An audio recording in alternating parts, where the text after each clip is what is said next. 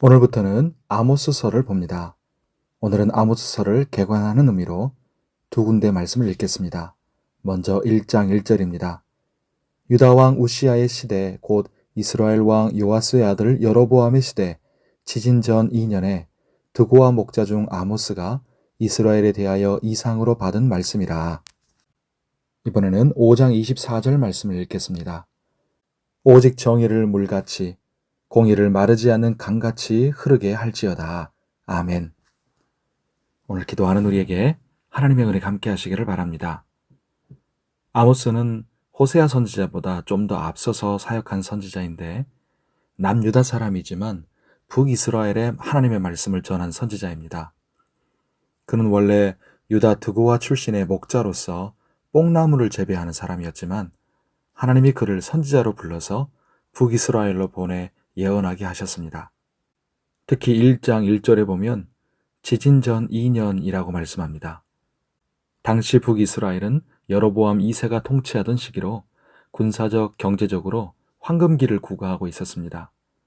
그러나 비슷한 시기였던 호세아서에서도 말씀드렸던 것처럼 영적, 도덕적으로는 최악으로 타락에 극심했던 때였습니다. 이렇게 불의한 시대에 하나님은 지진으로 북이스라엘의 죄를 심판하셨습니다. 그 지진은 북이스라엘 전역을 강타해서 엄청난 피해를 가져왔는데 아모스는 지진 2년 전에 임박한 하나님의 심판을 경고했던 것입니다. 아모스를 무시했던 사람들은 그가 경고했던 지진이 일어나자 그제야 아모스의 권위를 인정합니다. 그러나 지진 후에 30년의 시간을 하나님이 더 주셨음에도 그들은 정작 회개하고 돌이키지 않아서 결국 멸망당했습니다.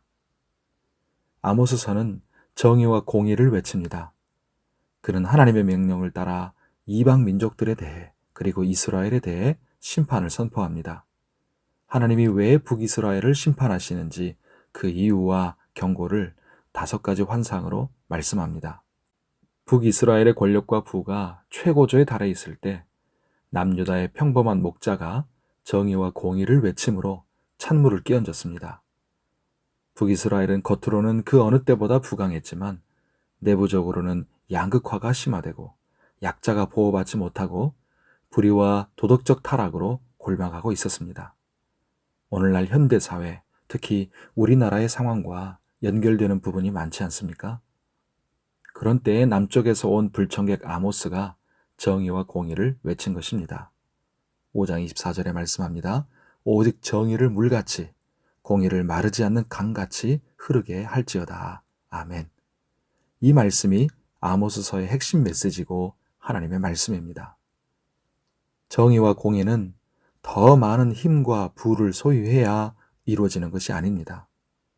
하나님의 소유된 백성으로서 하나님의 마음과 눈이 머무는 곳에서 하나님의 말씀과 뜻대로 행동하고 살아갈 때 이루어지는 것입니다.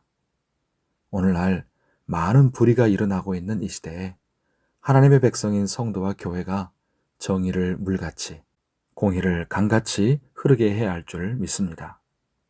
오늘 주의 은혜 가운데 강건하고 평안하시기를 바랍니다. 기도하겠습니다.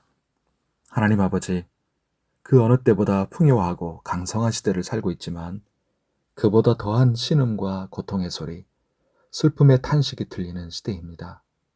사람들이 더 센 힘과 더 많은 돈을 가지려고 탐욕을 부리고 불의가 만연한 가운데 곳곳에서 정의가 사라지고 공의가 메말라버린 모습을 봅니다.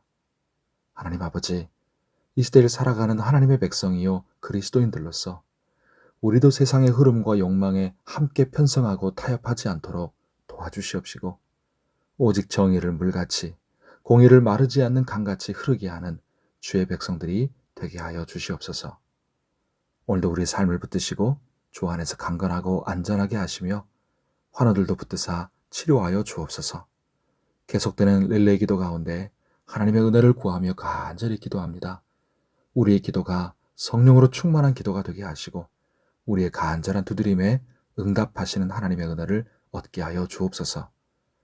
오늘도 주님을 바라보며 믿음으로 살기를 원하오니 성령으로 저희를 다스려 주시고 인도하여 주옵소서. 감사하며 예수님의 이름으로 기도하옵나이다. 아멘.